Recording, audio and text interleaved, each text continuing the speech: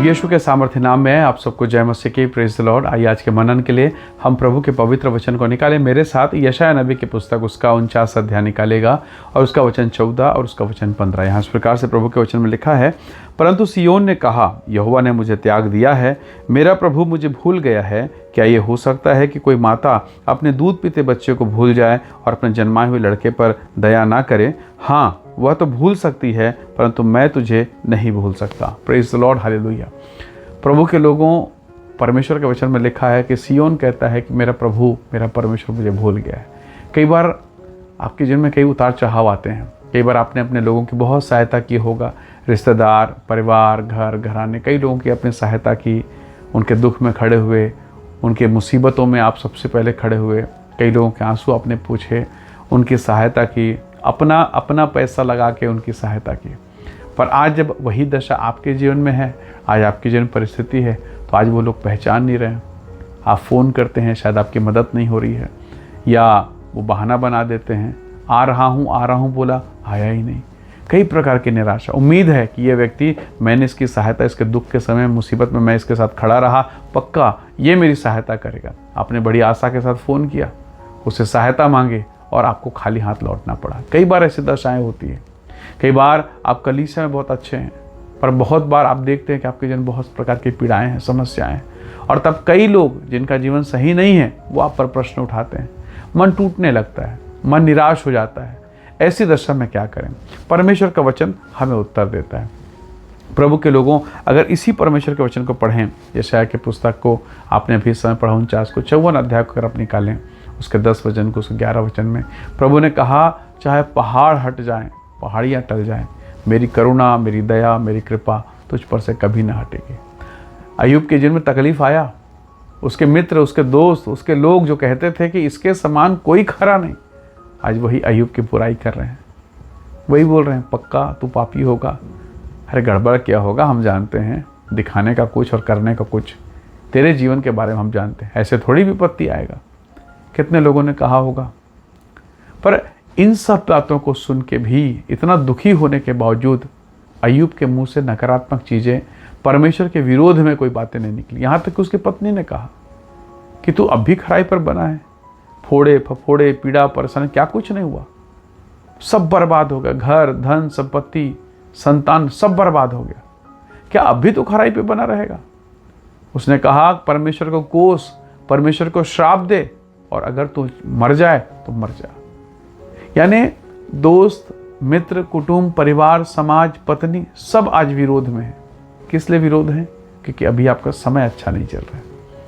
इसलिए विरोध में क्योंकि अभी आपके साथ सब कुछ अच्छा नहीं चल रहा है, और सब आज आपको दोषी ठहरा रहे हैं, सब आपकी बुराई कर रहे हैं। पर वो दौर भी था जब अय्यूब के जीवन में अच्छाई थी, धनवान था, पैसा था, और सब आगे पीछे घूमते थे। पत्नी भी बहुत सुंदर सुंदर बातें करती, पर जब बिगड़ जाता है तो जो तारीफ करने वाले थे वह नजर नहीं आएंगे। कई बार आप ऐसी दशा से होकर गुजरते हैं, तो ऐसे दशा में क्या करें? ऐसा क्या करें कि हम परमेश्वर से आशीष पाएं? तो उत्तर पवित्र शास्त्र बाइबल में है। बुराई, दुख, पीड़ा, ऐसे दशा में भी अय्यूब ने अपने मुंह से बुराई नहीं की, अपने जीवन में अपने कामों से बुराई नहीं की।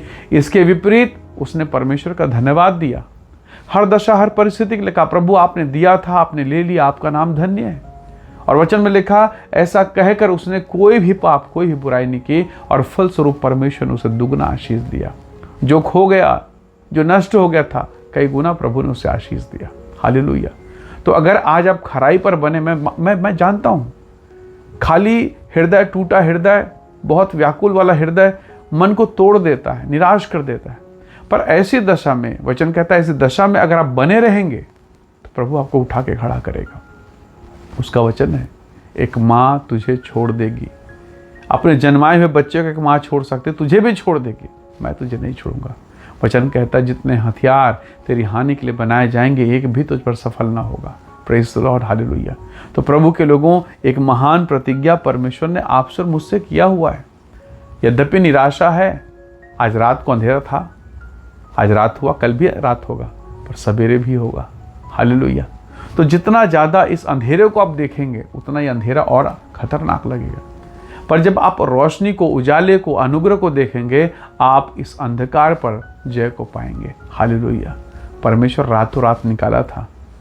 मिस्र की गुलामी से, मिस्र की पीड़ा से, उस दुर्दशा से रातों रात उसने निकाला।